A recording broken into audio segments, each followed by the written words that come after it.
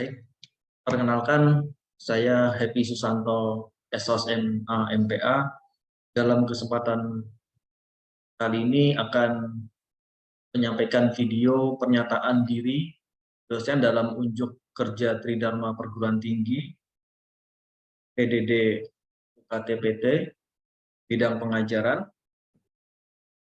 Saya adalah dosen di program studi D3 Administrasi Publik Sekolah Tinggi Ilmu Administrasi STIA AAN Yogyakarta yang akan mengikuti sertifikasi dosen pada tahun 2021.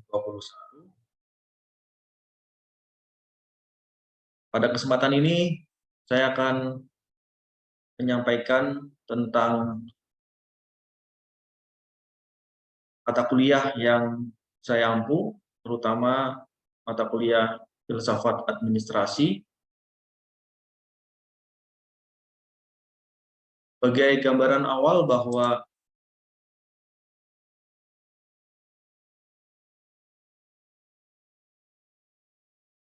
mata kuliah filsafat administrasi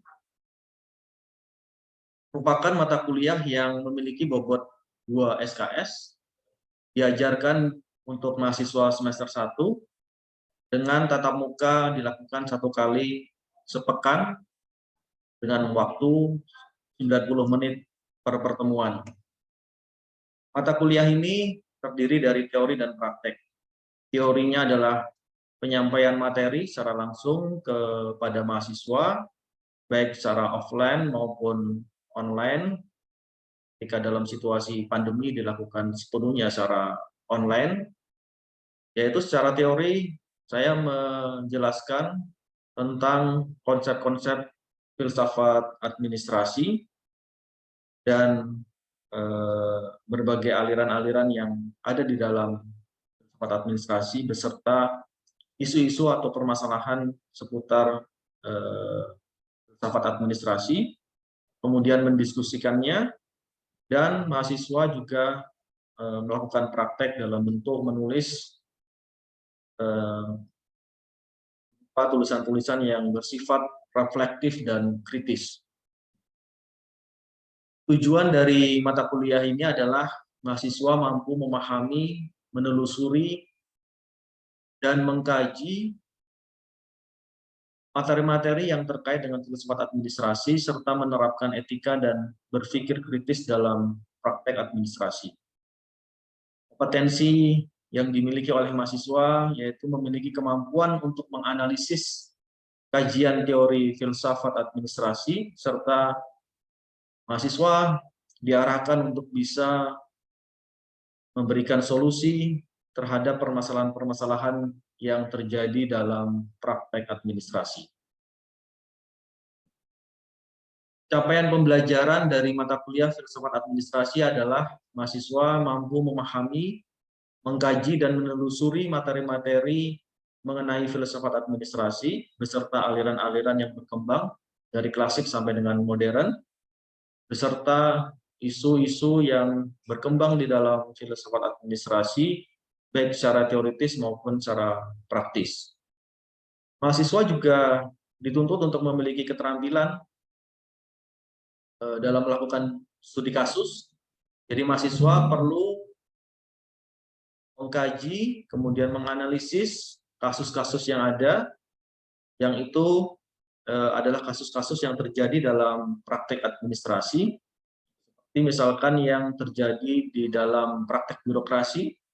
Akan dilihat bagaimana birokrasi itu apakah sesuai dengan makna dari filosofi administrasi itu sendiri, atau apakah birokrasi yang sudah berjalan itu sesuai dengan etika atau tidak. Yang itu semua kemudian dilakukan analisis dan studinya dengan pendekatan filosofis. Dan mahasiswa juga dituntut untuk memiliki keterampilan dalam berdiskusi. Karena mata kuliah filsafat adalah permenungan secara filosofis dan mengemukakan gagasan, pendapat, pemikiran, sehingga mahasiswa harus sering berdiskusi dan memiliki kemampuan untuk berdiskusi secara mendalam, secara kritis, sehingga pada gilirannya mahasiswa bisa memberikan solusi terhadap berbagai macam persoalan yang ada dan menuangkannya dalam bentuk tulisan, artikel. Ini adalah capaian pembelajaran secara umum dari mata kuliah filsafat administrasi. Nah, capaian pembelajaran untuk setiap materi atau pertemuan yang dilakukan, yaitu yang pertama adalah untuk materi pengantar filsafat administrasi, capaian pembelajarannya adalah mahasiswa mampu memahami apa urgensi perkuliahan filsafat administrasi bagi mahasiswa administrasi publik. Untuk menjadi indikator dari materi yang pertama ini adalah mahasiswa bisa menjelaskan apa urgensi perkuliahan filsafat administrasi bagi mahasiswa dan mereka memiliki komitmen untuk menyukai kajian-kajian filsafat sebagai dasar atau pengantar dari pembahasan filsafat. Materi-materi yang dibahas dalam pengantar filsafat administrasi adalah apa urgensi filsafat dalam ilmu administrasi, kemudian hubungan antara filsafat dan administrasi, dan apa saja pendekatan-pendekatan di dalam filsafat administrasi. Kemudian untuk materi yang kedua adalah definisi filsafat. Capaian pembelajarannya, mahasiswa mampu memahami apa itu filsafat dan bagaimana cara kerja filsafat dalam kerangka administrasi. Sebagai indikatornya, yaitu bahwa mahasiswa mampu menjelaskan apa itu filsafat dan bagaimana cara kerja filsafat dalam teori dan praktek administrasi. Materi-materi yang dibahas dalam materi kedua ini adalah apa itu pengertian filsafat, kemudian bagaimana kaitan antara filsafat, agama, dan ilmu, kemudian apa saja kajian-kajian filsafat, dan apa yang disebut dengan filsafat administrasi. Kemudian untuk materi pertemuan ketiga adalah ontologi administrasi. Sebagai capaian pembelajarannya, mahasiswa dituntut untuk mampu menelusuri kajian ontologi administrasi. Sebagai indikator bahwa mereka memang memahami, mengerti, dan bisa menjelaskan tentang apa itu ontologi administrasi. Materi-materi yang dibahas dalam materi yang ketiga ini adalah apa itu ontologi, pengertian ontologi, kemudian objek materia dan objek forma, dan paradigma ontologi administrasi. Untuk pertemuan materi keempat adalah substansi administrasi. Sebagai capaian pembelajarannya, mahasiswa mampu menggali pemahaman tentang substansi administrasi. Sebagai indikatornya, mahasiswa bisa menjelaskan apa saja substansi administrasi dan mendeskripsikan masing-masing substansi tersebut. Materi-materi yang dibahas dalam materi yang keempat tentang substansi administrasi adalah administrasi sebagai administrasi, administrasi sebagai bagian dan atau sebagai ilmu politik, dan berbagai macam paradigma administrasi yang berkembang di dalam ontologi administrasi. Kemudian materi yang kelima adalah epistemologi administrasi. Di sini mahasiswa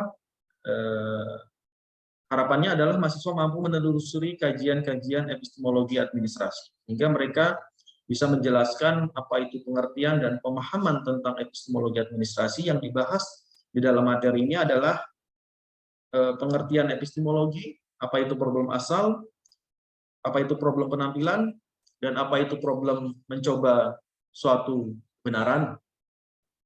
Untuk materi yang keenam adalah aksiologi administrasi. Mahasiswa diharapkan mampu menelusuri kajian-kajian aksiologi administrasi sebagai indikator untuk bisa untuk mengetahui apakah mahasiswa menguasai materi ini adalah mahasiswa mampu menjelaskan pengertian dan pemahaman tentang aksiologi administrasi.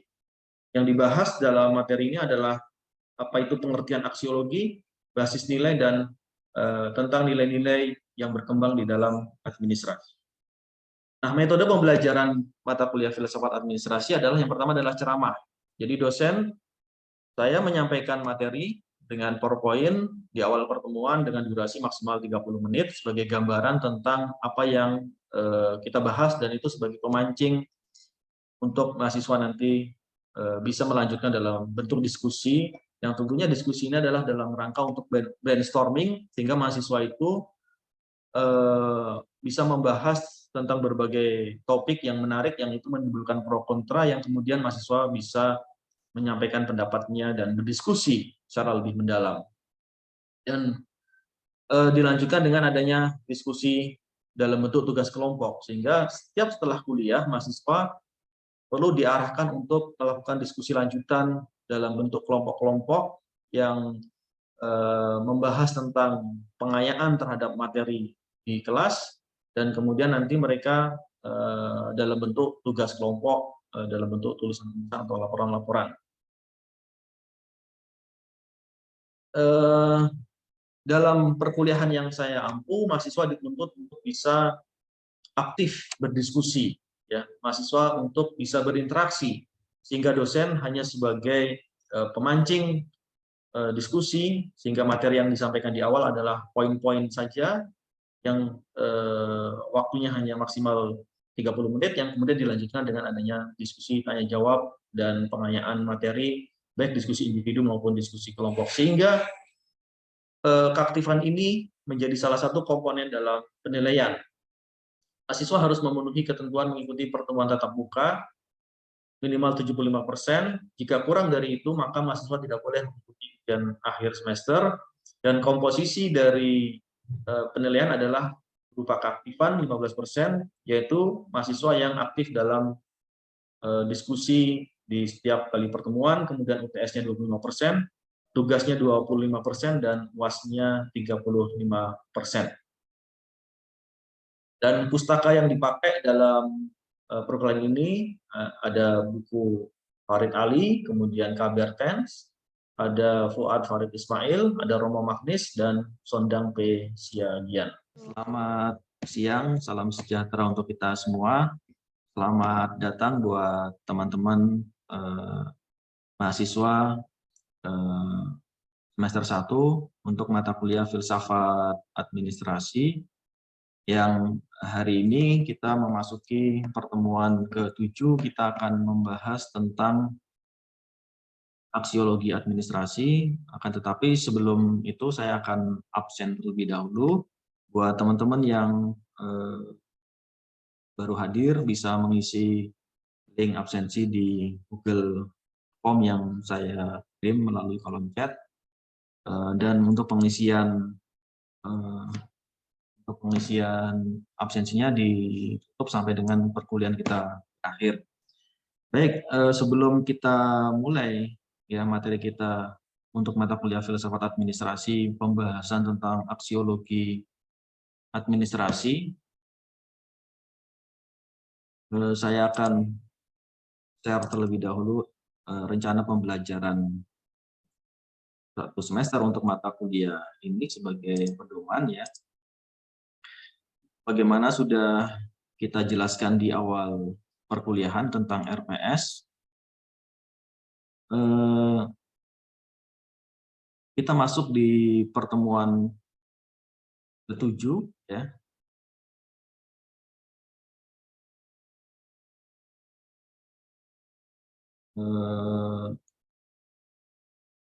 Di pertemuan ke-7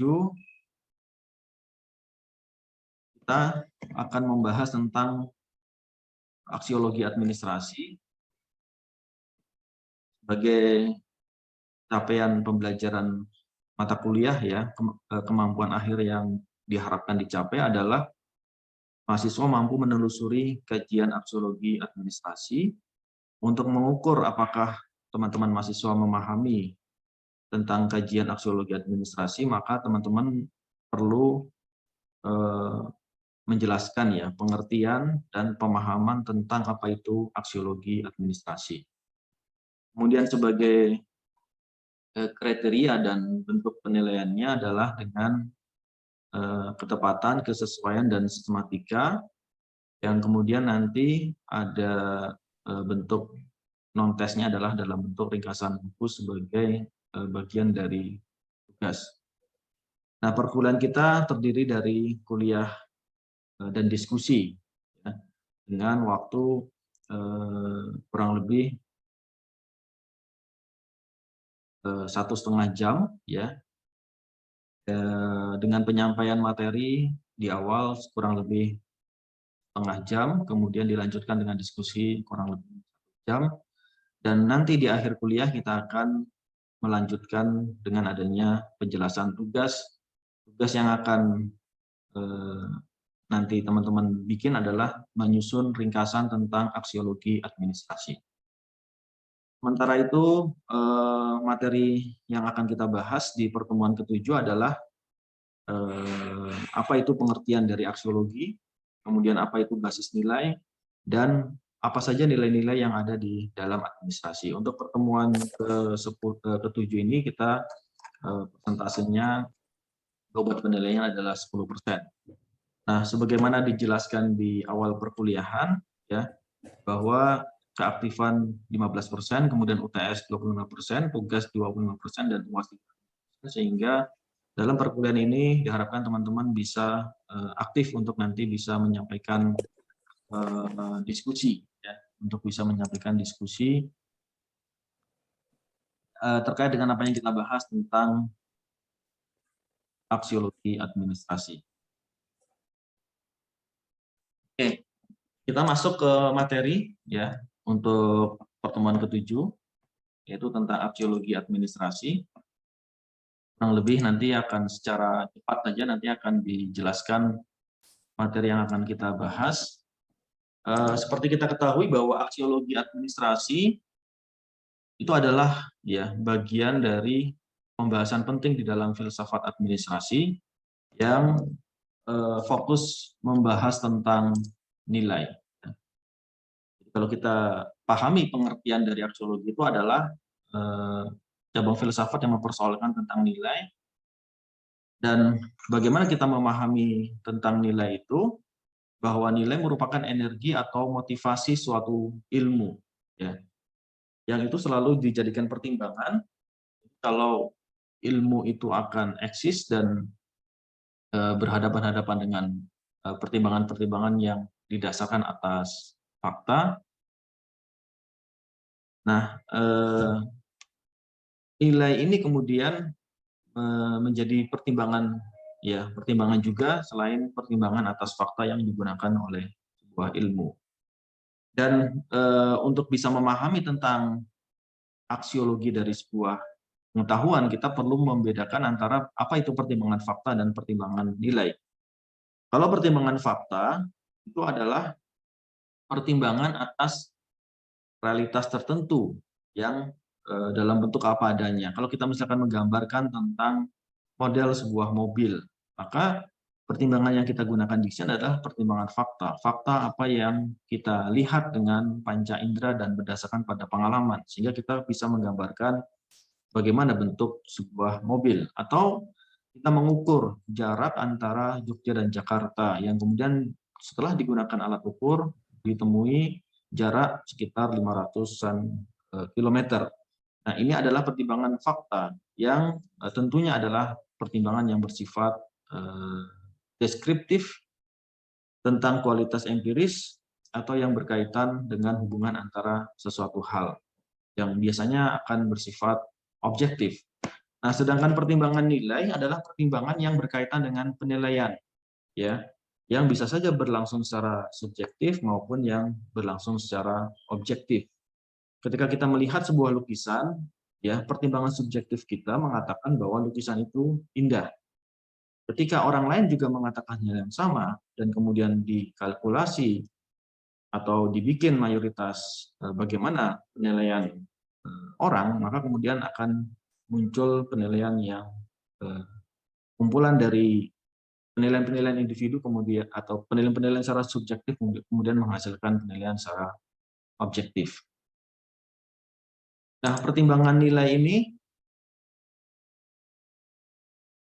adalah pertimbangan subjektif karena sebagai ekspresi tentang perasaan dan keinginan seseorang. Pertimbangan ini akan menjadi objektif ketika tercapainya tujuan yang dikehendaki, ketika masing-masing individu ya memiliki tujuan dan tujuan itu tercapai. Dan secara konseptual nilai adalah sesuatu yang diinginkan baik dalam tataran subjektif maupun dalam tataran objektif, sehingga Ketika kita melakukan pertimbangan secara nilai, maka akan kita lihat apakah sesuatu itu sesuai dengan yang kita inginkan atau tidak. Nah, ketika nilai-nilai itu menjadi keinginan dari semua orang dan menjadi aturan tingkah laku yang bersifat khusus dan mengatur orang-orang, maka nilai ini kemudian bertransformasi menjadi norma atau aturan. Nah, ketika aturan itu bersifat memaksa, ada reward and punishment, maka kemudian itu menjadi hukum. Norma dan hukum itu bisa berubah ya menjadi asas atau aturan tingkah laku yang bersifat umum. Nah, administrasi bagi nilai norma dan asas itu menjadi tempat untuk menerapkan semua dan atau setiap kecenderungan individu, kelompok atau kelas sosial atau masyarakat secara keseluruhan. Nah, apa saja sih sebenarnya nilai-nilai di dalam administrasi? Baik, teman-teman, kita masih ada waktu, ya. Silakan untuk materi aksiologi administrasi. Buat teman-teman yang ingin bertanya secara langsung, saya persilakan kurang lebih 1 atau 2 teman-teman mahasiswa. Oke, silakan langsung saja. Siapa yang mau bertanya, silakan.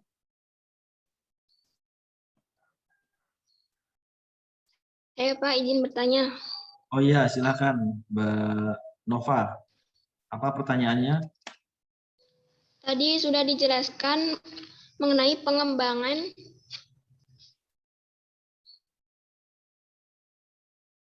Disebutkan di situ nilai kritis berupa yang mencoba mengkritik sesuatu untuk melihat kemungkinan yang dilakukan, untuk melihat mungkin itu dilakukan atau tidak kan Pak. Nah, dalam organisasi apa pentingnya nilai tersebut untuk mewujudkan keteraturan organisasi tersebut? Oke. Terima kasih pertanyaannya dari Mbak Nova Ida Rahmawati. Jadi apa sih sebenarnya pentingnya dari nilai pengembangan, nilai kritis dalam pengembangan organisasi? Karena tadi sudah dijelaskan bahwa nilai kritis itu kan kita samakan dengan nilai skeptis ya, yang coba menghitung ulang atau menganalisa ulang atau memperkirakan ulang ya, atau sebenarnya tidak dilakukan sesuatu yang diulang saja. Di awal itu juga ketika membuat perencanaan juga perlu ada nilai-nilai kritis yang dikembangkan ya, apakah itu bisa berlanjut atau tidak, apakah memungkinkan untuk bisa dilakukan atau tidak.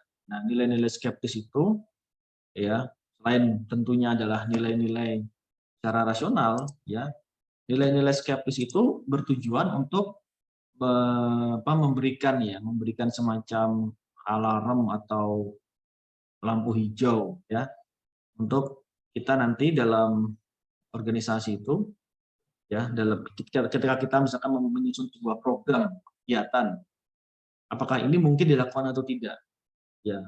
Dalam sebuah diskusi yang dilakukan ya dalam organisasi itu biasanya kan ada pendapat-pendapat yang menyampaikan ya secara kritis ya, yang sebenarnya kritis itu memuat skeptisisme. Oh, itu tidak mungkin dilakukan karena kita keterbatasan sumber daya, atau itu sangat mungkin dilakukan ya karena kita punya sumber daya, tapi persoalannya adalah pada persoalan waktu dan seterusnya dan seterusnya. Jadi itu pentingnya nilai kritis itu dilakukan ya di dalam pertimbangan organisasi.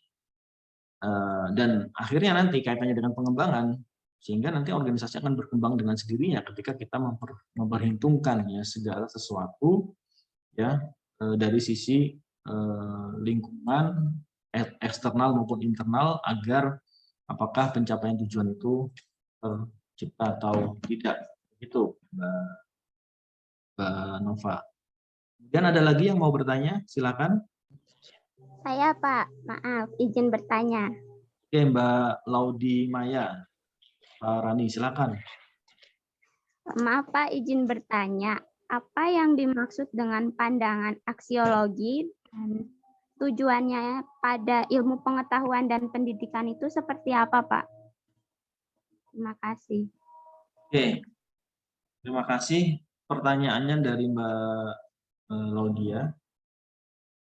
Ya, pentingnya tadi aksiologi ya di dalam administrasi pendidikan begitu ya.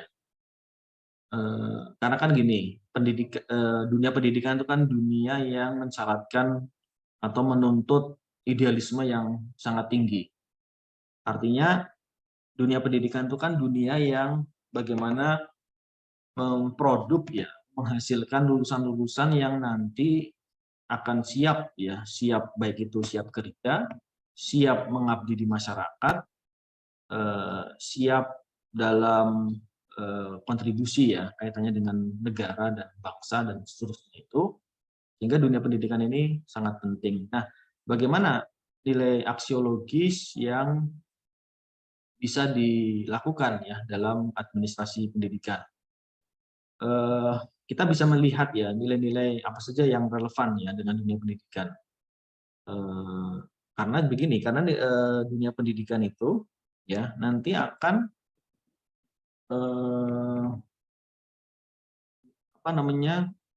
katakanlah ya perguruan tinggi yang ada ya dengan program studinya itu kan nanti mereka akan mewarnai ya percaturan kehidupan secara nasional.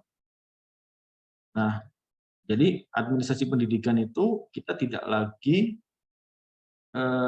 mengelola pendidikan itu seperti halnya perusahaan swasta.